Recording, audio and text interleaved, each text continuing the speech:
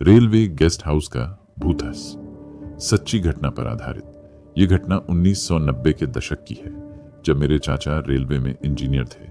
उनकी पोस्टिंग एक छोटे से कस्बे के रेलवे स्टेशन पर हुई थी।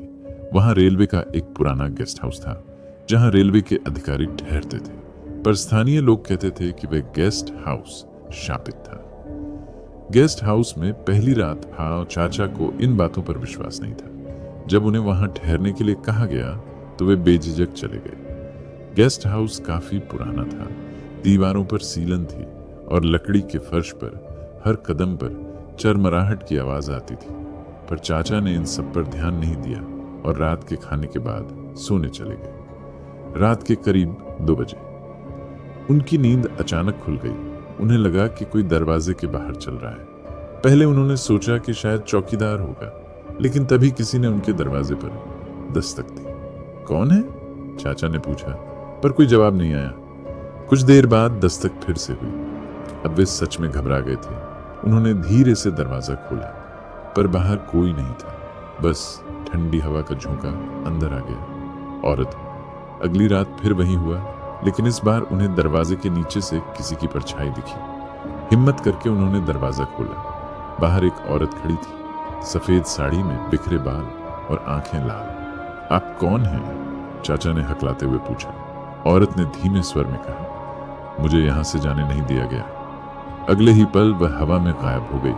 चाचा के पूरे शरीर में सिहरन दौड़ गई। वे समझ गए कि कुछ बहुत गलत है। इरबाब, गेस्ट हाउस का राजा। अगले दिन चाचा ने स्टेशन मास्टर से इस बारे में पूछा। तब उन्हें जो कहानी पता चली, उसने उनके रोंगटे खड़े कर दिए। करीब 20 साल पहले एक महिला और उसका पति इसी गेस्ट हाउस में रुके थे।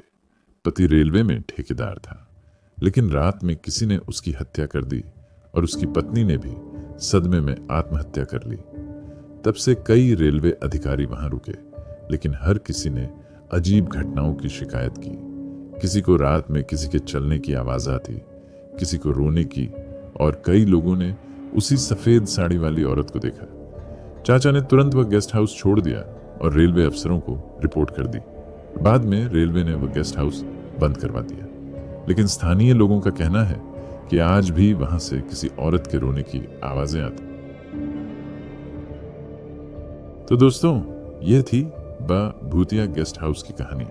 अगर आपको स्टोरी पसंद आई हो तो स्टोरी को लाइक और चैनल को सब्सक्राइब जरूर करें, ताकि आपको ऐसी इंटरेस्टिंग कहानियों के अपडेट मिलते रहे। तो चलिए दोस्तों, मिलते हैं आपको ऐसे ही और मजेदार कहानी के साथ। तब तक के लिए अपना ख्याल रखें और खुश रहें।